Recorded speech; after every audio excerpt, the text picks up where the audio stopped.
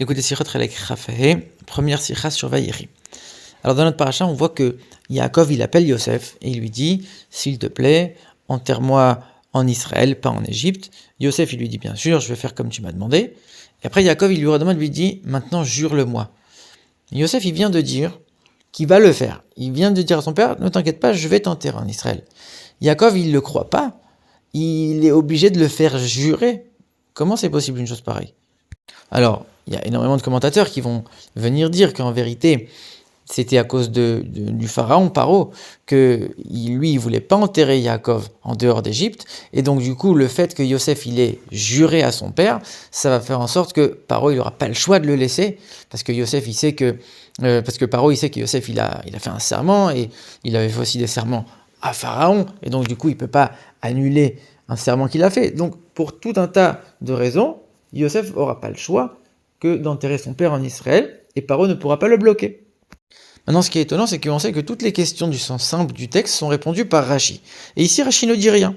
Et ce qui est encore plus étonnant, c'est que juste après l'épisode des bénédictions des enfants, etc., quand on parle de l'enterrement de Yaakov lui-même, Pharaon, il dit à Yosef, va en Israël, enterrer ton père comme tu lui as juré. Et Rashi là-bas, il va noter, quoi que comme tu lui as juré, si tu n'avais pas juré, je t'aurais pas laissé. Ça veut dire que Rashi, il est d'accord avec cette explication, mais il ne la met pas ici. Ça veut dire que ici, c'est pas ça la véritable raison pour laquelle Yaakov a fait jurer Yosef.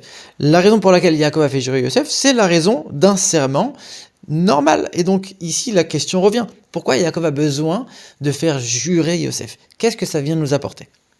Alors, c'est quoi la différence entre affirmer, assurer à son père qu'il va vraiment le faire, ou vraiment jurer? C'est quoi la différence?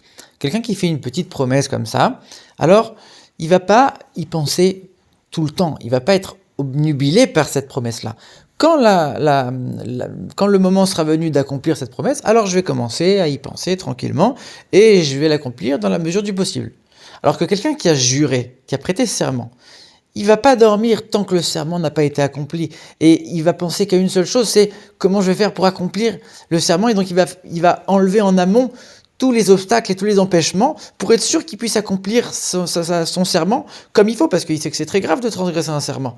Donc ça veut dire que surtout en Égypte, c'est une terre d'exil, donc il y a plein d'obstacles qui peuvent survenir. Donc évidemment que quand je vais jurer, je vais faire beaucoup plus attention à accomplir la chose, même et à la préparer en avance. Très bien.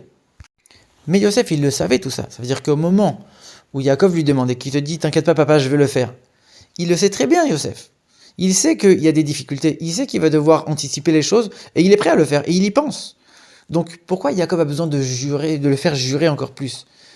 Qu'est-ce que ça vient renforcer encore, alors que Yosef, il avait déjà cette conscience? Alors, en expliquant les choses de manière plus profonde, on peut donner une explication à tout ça. Quand Yaakov il descend en Égypte, Dieu lui dit « Je vais descendre avec toi, je vais t'accompagner ».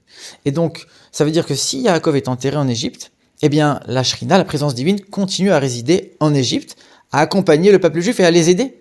Et Yosef, en tant que vice-roi d'Égypte, qui a amené toute sa famille et qui s'occupe d'eux, son rôle principal, c'est de faire en sorte que les Juifs soient au mieux possible en Égypte. Et donc, si Yaakov est enterré en Égypte, c'est le top pour les Juifs. Et donc, du coup, c'est ça que Yosef va vouloir. Alors, c'est pour ça que Yaakov, il vient le faire jurer. Je sais que c'est contre ton rôle et contre ton aspiration, donc je vais te faire jurer pour être sûr que tu vas bien le faire. D'ailleurs, on voit que Yaakov, il a fait jurer à ce qu'on l'enterre en Israël, mais Yosef aussi.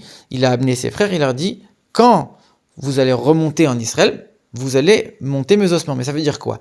Ça veut dire que Yaakov, il n'acceptait pas d'être enterré, même temporairement, en Égypte. Il voulait être enterré tout de suite en Israël.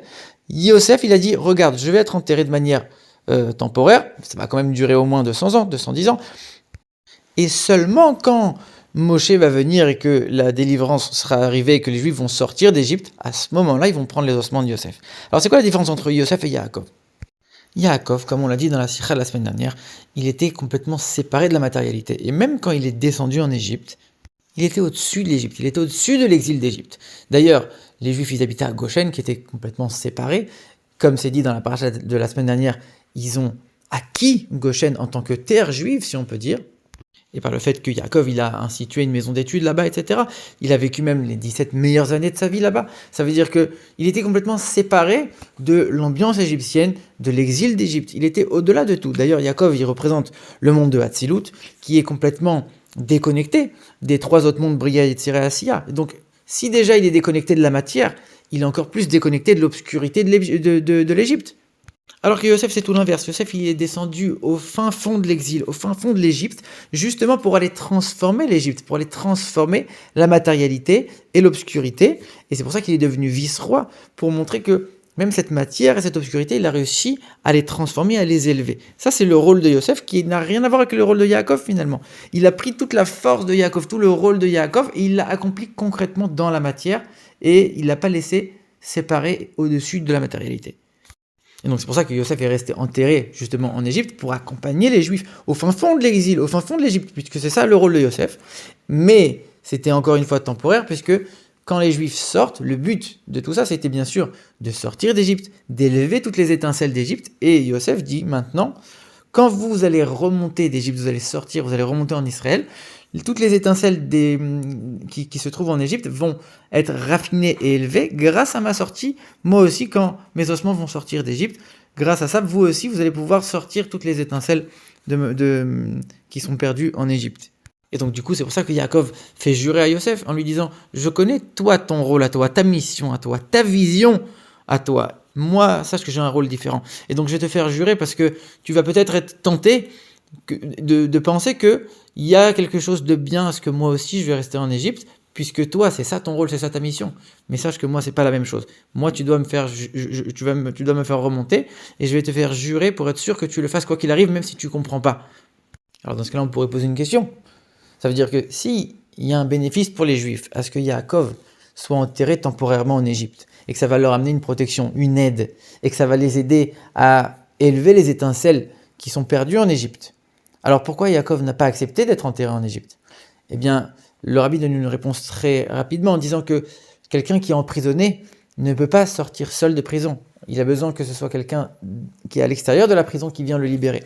Ça veut dire que quelqu'un qui est en Égypte en exil, il ne peut pas sortir seul. Il a besoin que quelqu'un de l'extérieur vienne l'aider à sortir. Et donc du coup, Yaakov qui lui va sortir d'Égypte. Et par le serment qu'il a fait faire à Yosef, il a créé un lien indéfectible avec le peuple juif, avec Yosef et ses descendants, pour faire en sorte que quand les Juifs maintenant vont avoir besoin de sortir d'Égypte, eh bien, Yaakov va leur donner la force extérieure nécessaire pour pouvoir sortir et être libérés d'Égypte. Et ça, le rabbi termine en disant, c'est ça l'enseignement pour nous dans notre génération. C'est qu'on peut des fois être très très bien en exil, on va être bien matériellement, mais aussi spirituellement. On va être dans un endroit où on peut pratiquer la Torah et les mitzvot, où au niveau spirituel, au niveau études, on va être parfaitement accompli, parfaitement épanoui. On va faire la Torah et les mitzvot à un niveau extraordinaire, mais malgré tout, il faut se rappeler qu'on est en exil. Et il ne faut pas désirer cette situation de manière indéfinie. Il faut se rappeler constamment que c'est uniquement l'exil et que le but c'est de sortir d'exil, d'arriver à la venue de Mashiach.